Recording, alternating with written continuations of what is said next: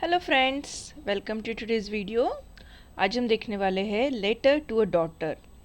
ये है Cambridge communicate with Cambridge from course book for grade 2। ये लेटर के ऑथर हैं नारायण मूर्ति।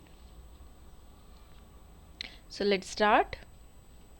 अक्षता, becoming a father transformed me in ways that I could never have thought possible।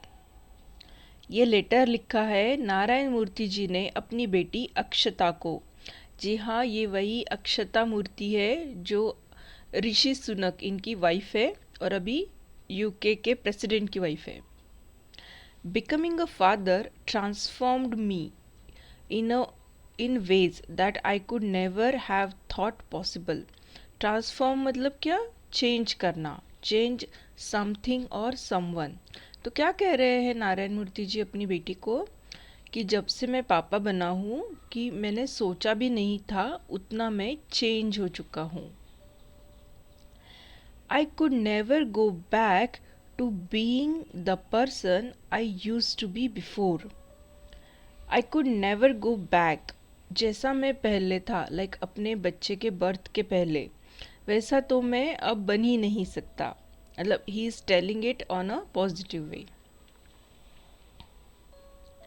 Your arrival in my life brought unimaginable joy and larger responsibility.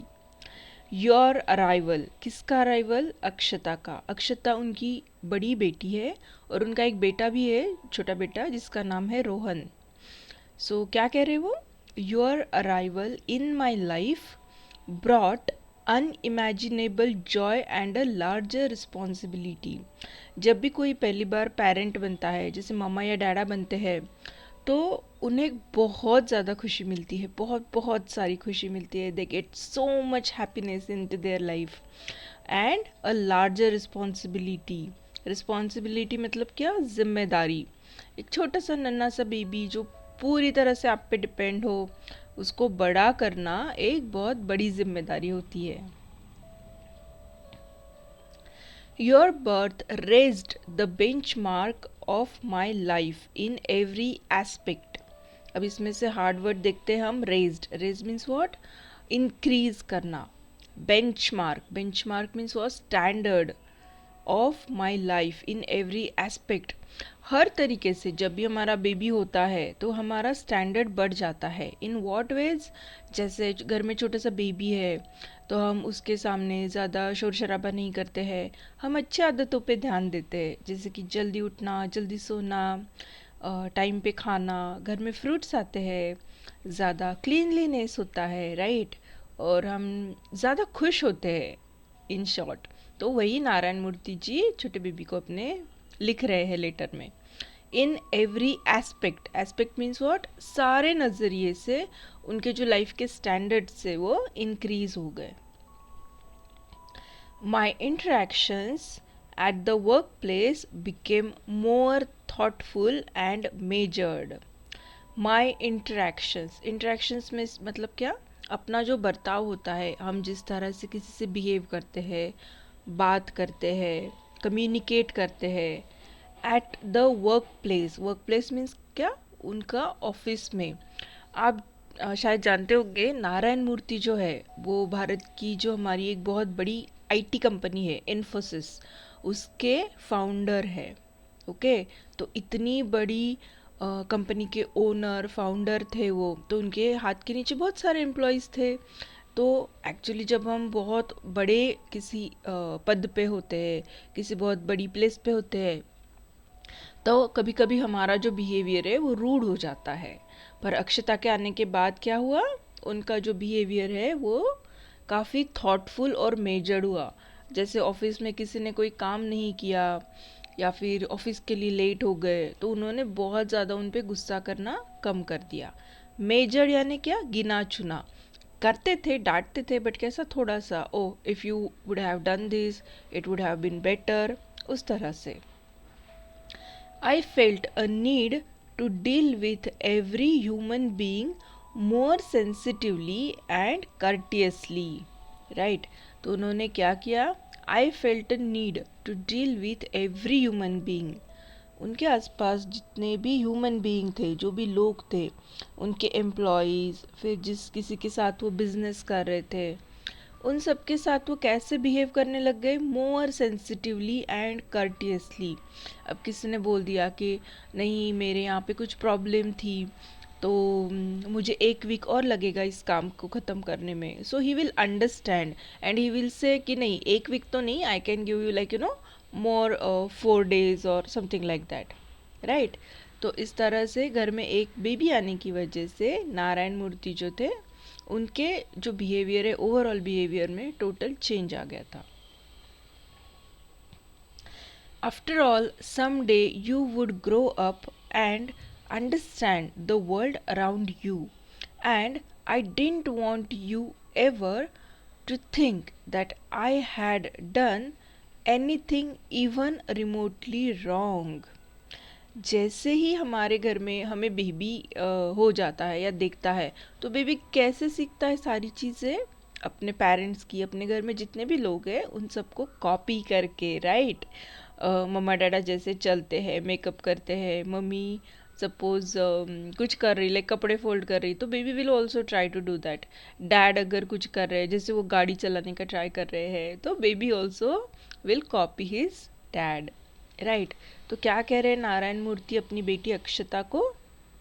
After all some day you would grow up, किसी एक अब थोड़े दिनों बाद तो तुम बड़ी हो जाओगी, and understand the world around you, अपने आसपास के लोगों को, दुनिया को तुम समझने लगोगी, स्कूल जाओगी, टीचर्स है, मेरे एम्प्लॉयज़ है, मेरे ऑफिस में भी आओगी।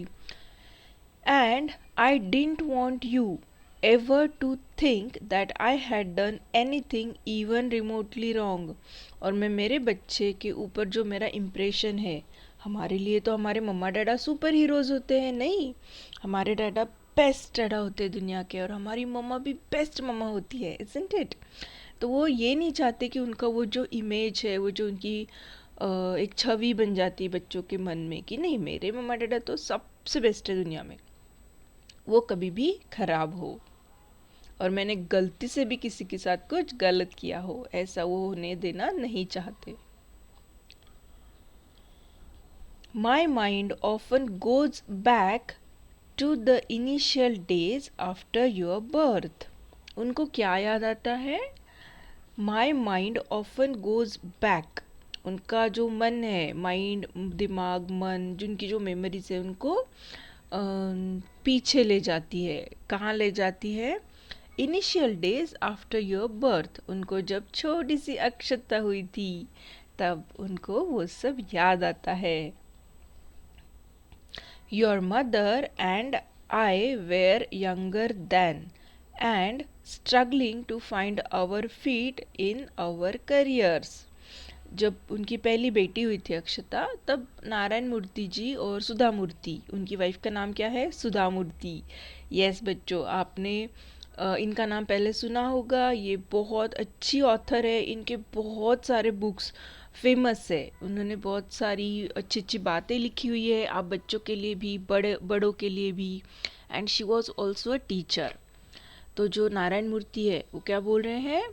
Your mother and I were younger and struggling to find our feet in our careers.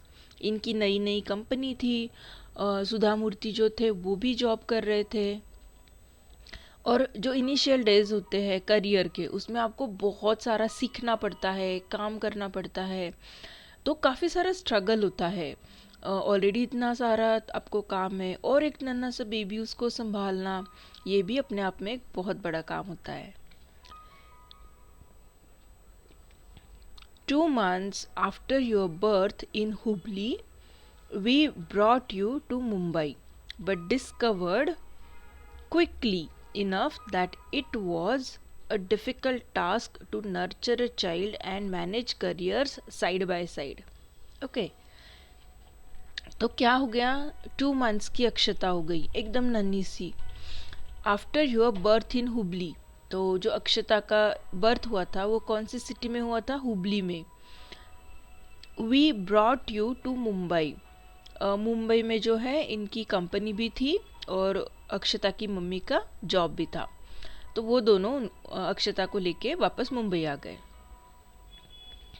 But discovered quickly enough, पर हमें तुरंत ही थोड़े ही दिन में पता चल गया। अब हुबली में जहाँ अक्षता का बर्थ हुआ था, वहाँ पे जो अक्षता के नाना नानी थे, ग्रैंड पेरेंट्स थे, वो भी थे, तो इस वजह से इनको सपोर्ट मिल रहा था। बट जैसे ही मुंबई लेके आ गए अक्षता को, इनको किसी का सपोर्ट नहीं था।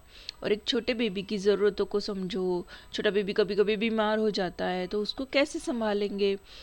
It was a difficult task to nurture a child.